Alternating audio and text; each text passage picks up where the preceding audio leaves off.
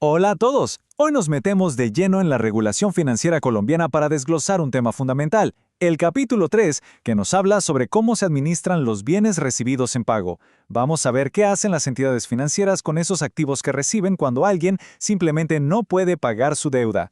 Para que quede claro desde el principio, pensemos en este escenario. Hay un deudor que no puede pagar un préstamo millonario. En lugar de dinero, ofrece la fábrica que puso como garantía. La pregunta es, ¿puede el banco aceptarla? La respuesta corta es sí, y justo de allí parte todo nuestro análisis. A esta acción se le conoce como recibir un bien en dación en pago. Técnicamente, a estos activos se les llama bienes recibidos en dación en pago, o BRDP para que sea más corto. Se trata de una herramienta legal que permite a los bancos y a otras entidades recuperar deudas aceptando bienes en vez de dinero. Y así es como un banco puede terminar siendo dueño, de forma temporal, de casas, terrenos, carros o, como en nuestro ejemplo, de toda una fábrica. Pero ojo, aquí viene un punto clave. La regulación lo deja muy claro. Este es un mecanismo excepcional, es el último recurso. ¿Y por qué?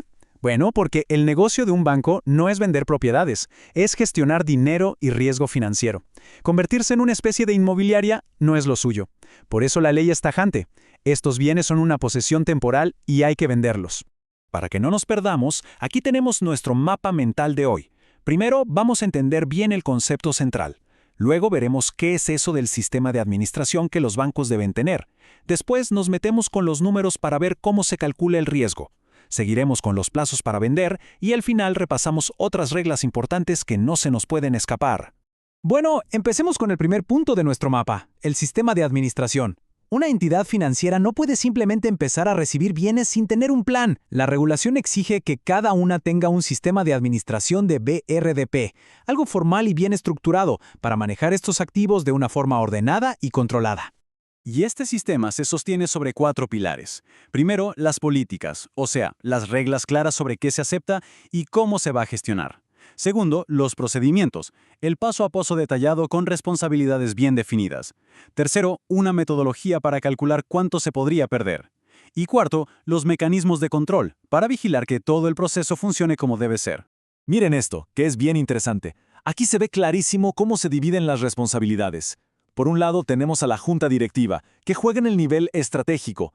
Ellos definen las grandes reglas del juego, aprueban los planes y toman las decisiones más importantes, como dar más tiempo para una venta. Y por otro lado, está el nivel gerencial, que es el operativo, el del día a día. Ellos diseñan los procesos de venta, supervisan todo y les rinden cuentas a la junta. Ahora sí, pasemos al corazón financiero del asunto.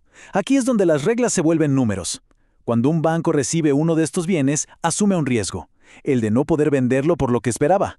Para cubrir esa posible pérdida, la ley obliga a las entidades a guardar, a congelar una parte de su capital.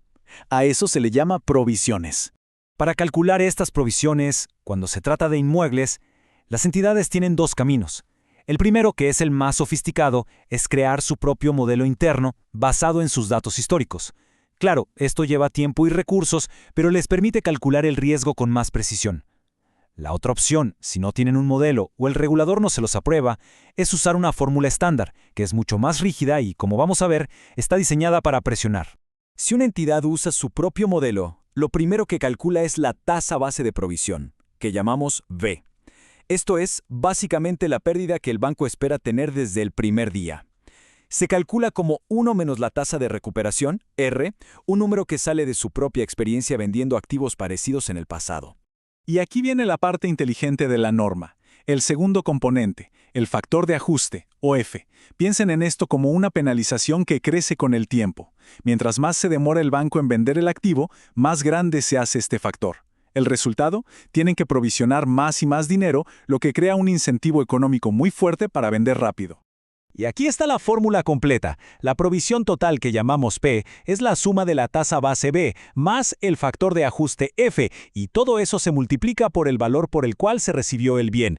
Es una fórmula diseñada para reflejar cómo el riesgo va aumentando con cada día que pasa. Ahora, ¿qué pasa si no hay un modelo aprobado? Bueno, la regla estándar es mucho más directa y mucho más severa. Al final del primer año hay que provisionar el 30% del valor del inmueble. Al terminar el segundo, la cifra se duplica al 60%. Y si se vence el plazo y no hay prórroga, la provisión salta a un 80%. Esto significa congelar una cantidad de capital gigantesca para el banco. Todo esto nos lleva a una de las reglas más importantes, el tiempo. ¿Cuánto plazo tiene una entidad financiera para vender estos activos que, recordemos, no son su negocio? La regulación es muy específica con esto. La regla general es simple y contundente. Las entidades financieras tienen un plazo máximo de 2 años para vender cualquier bien recibido en dación en pago. Este plazo empieza a correr desde el día en que lo reciben. Y punto. Eso sí, la ley entiende que a veces vender un activo es complicado. Por eso permite que se pida una prórroga, una sola vez, de hasta 2 años más. Pero, cuidado, no es automática. La entidad tiene que demostrarle al regulador que de verdad ha estado intentando vender el activo, para que no usen la prórroga como una excusa para especular. Ya cubrimos los grandes temas, pero el capítulo 3 también tiene varios detalles operativos que son importantes. Es como la letra pequeña del contrato, esa que asegura que todo se haga con transparencia y como debe ser.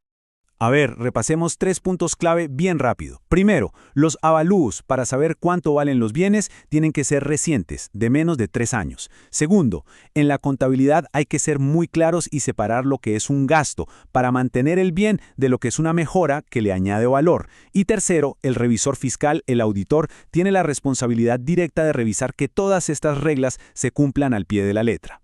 Bien. Después de ver todos estos detalles, demos un paso atrás y miremos el panorama completo. ¿Cuál es el objetivo final de todo esto? O sea, ¿por qué existe una regulación tan específica para estos activos? Todo se resume en 3 ideas principales.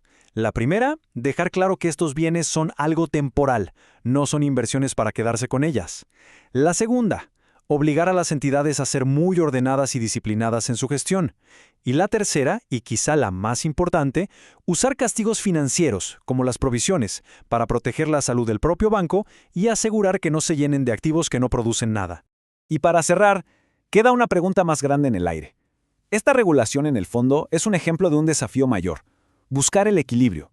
¿Cómo se le permite a un banco recuperar una deuda de forma flexible, sin que eso ponga en riesgo su propia solidez o, peor aún, la estabilidad de todo el sistema financiero? Esa es la tensión que estas reglas al final del día intentan resolver.